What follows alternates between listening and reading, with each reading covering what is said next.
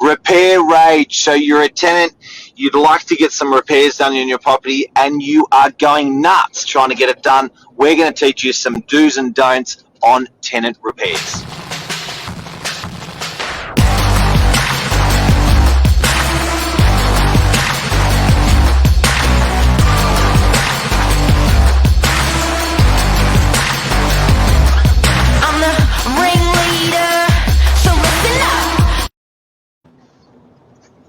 Good morning.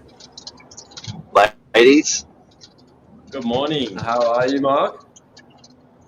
Yeah, good, thanks. You boys, the young guns. Sam and Charlie. Very well. Yeah, we're good. Swap the Christmas hats. Yeah, I know. Don't know if you picked up on it, Mark. No, I didn't. America, not long to go. Exactly. But today we'll be talking about tenant repairs. You know, it's a big one when it comes to that property, your investment property. A lot of tenants don't know what their responsibilities are, neither do landlords. You know, it is a tricky subject. Yeah, exactly. Something breaks. It's probably the biggest frustration. I think with that the property management would have would be, you know, tenant rage on a repair. Exactly, and especially seeing from Sunday's disasters, you know, it's really unfortunate what's happened. You know, you couldn't make it up, but you know, what we can do as a business to help people and let them know is really important as well, just to keep everyone in the loop. Exactly. Just before Christmas, everyone wants his works done. Today we'll be talking, me and Sam, just in regards to the best way to have this action with a real estate agent. Yeah. Now, some people, the way they go about it might be less effective, might be more effective. We've got a few tips and tricks in regards to having it done as soon as possible, making sure you're in your home, safe and secure for Christmas. Yeah. All right, so you guys are in this exact section of the business, which is rentals. You're dealing with tenants every day. Each of you work under a senior manager, which manages 500 properties each. So you've got 500 odd properties that you're each doing. Honest question, probably a tough one. Think about the most disappointed, most upset tenant that you've had ever. What did that look like?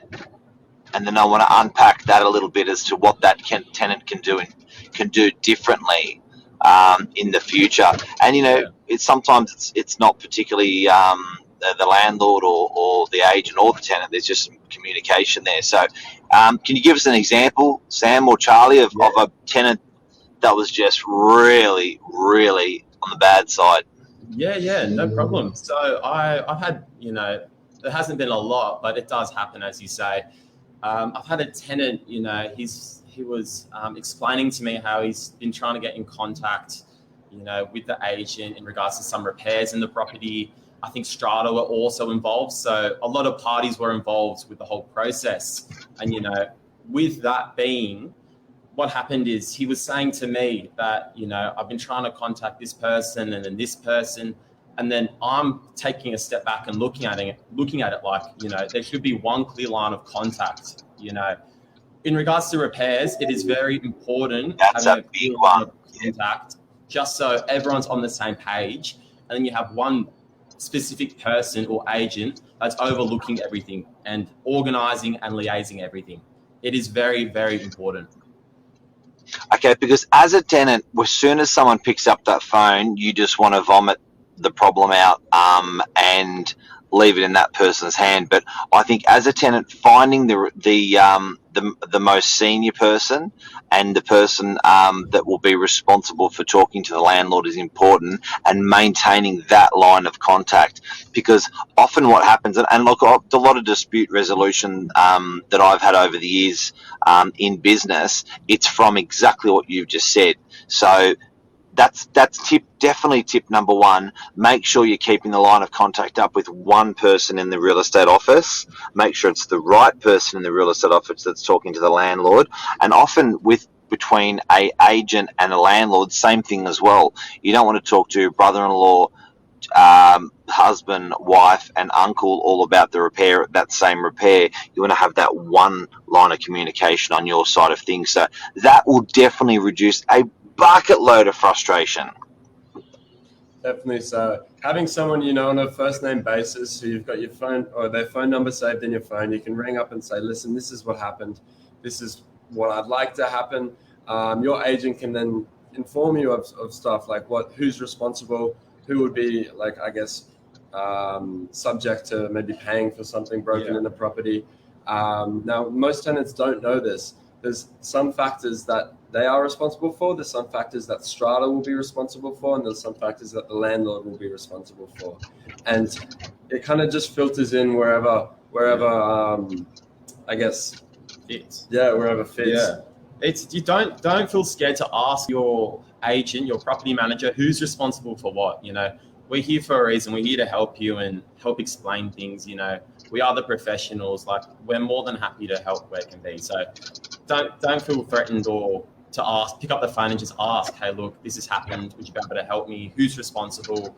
How can we get things done? Because that is the most common issue. Okay. Something you just brought up, I think, is very, very important, guys. Tenants out there, when you're getting a repair done, when you identify who is responsible, that is so important, because when there's your one removed, the problem with what we're doing here is once a landlord does approve, we haven't even spoken about our landlord not approving, which is the most frustrating part. But if the landlord does approve the works to be done, the plumber, the electrician, the whoever is doing the work, you can, this is a shortcut. You can ask for their number. You can ask for their number. And what that will do was, rather than you calling the agent who's calling the plumber, who's calling you, the agent back, who's then calling the tenant back, it diffuses that whole line of communication. It actually, that mess of communication, I should say, and it opens up a clear line. So if you can establish that the repair's been approved, and you can establish that the electrician's en route and going to be coming to do it, you can say, great, can I have the electrician's phone number, and I'll just call him direct and coordinate with him, and then you can hustle a little bit there, rather than waiting for the agent to call you back after they called the electrician. Now, if it's a strata manager, which you've just brought up, good idea.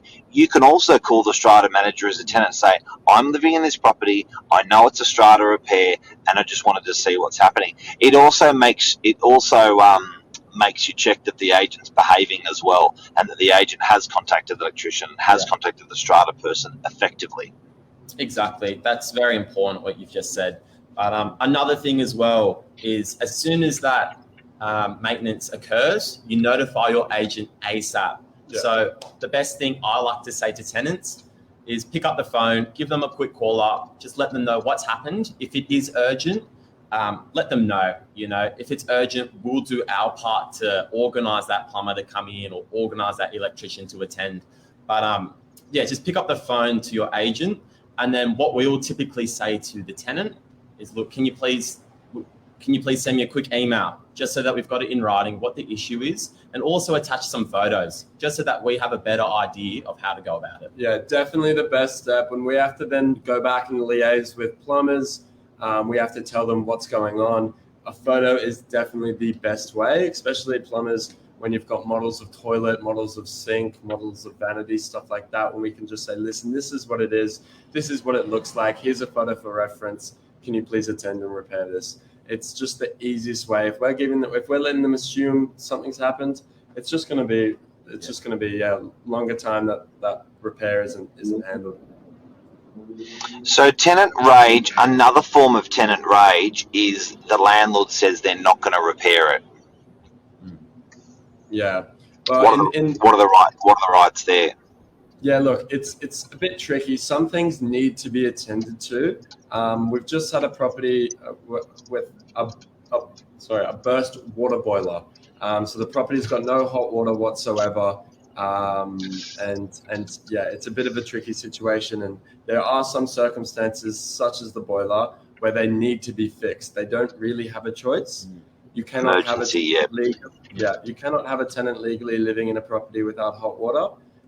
So regardless of whether the landlord is 100% on board or not, it does need to be addressed. Now, there are certain circumstances with this, but I think in regards to fair trading, in regards to our advice, it falls quite well under like what is fair.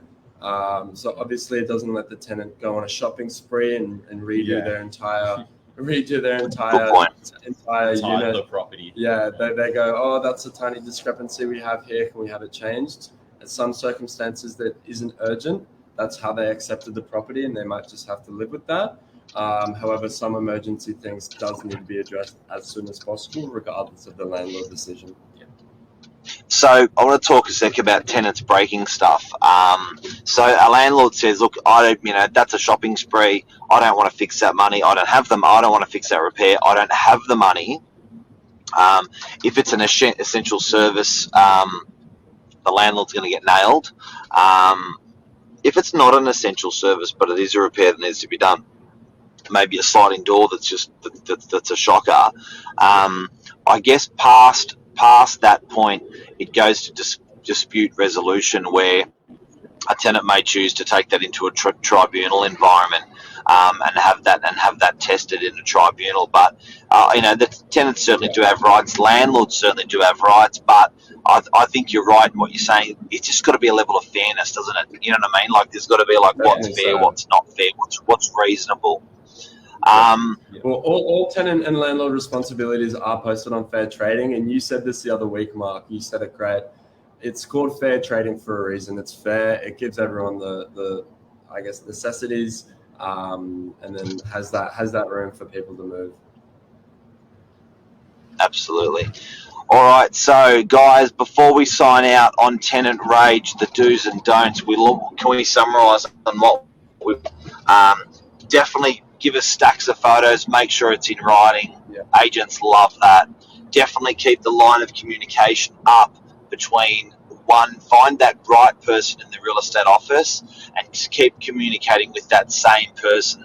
Don't keep telling your story to every single person in the office and it'll, sending it into a tailspin. Just speak with one person, nail that one person, get the answers for that one person.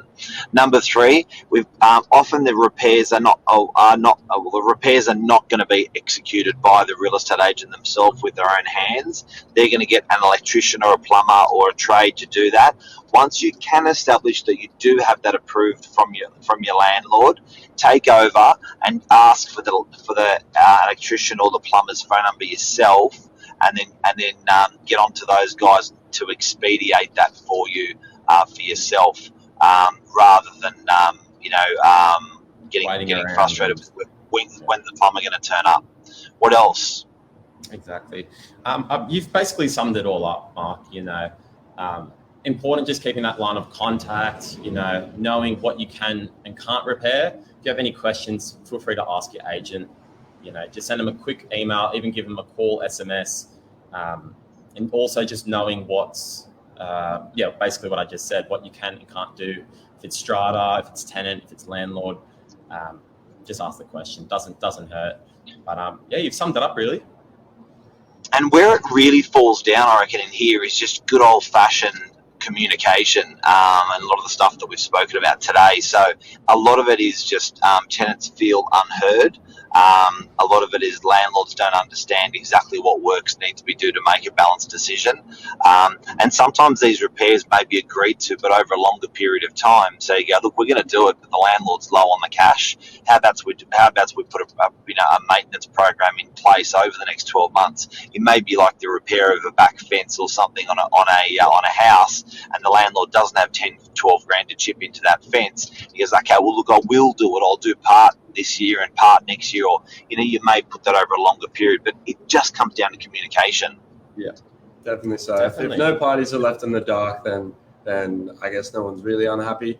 If everyone's updated, everyone knows where some stuff stands. Some maintenance processes can be quite long drawn, like receiving quotes and I guess fitting a time in with the tradesman.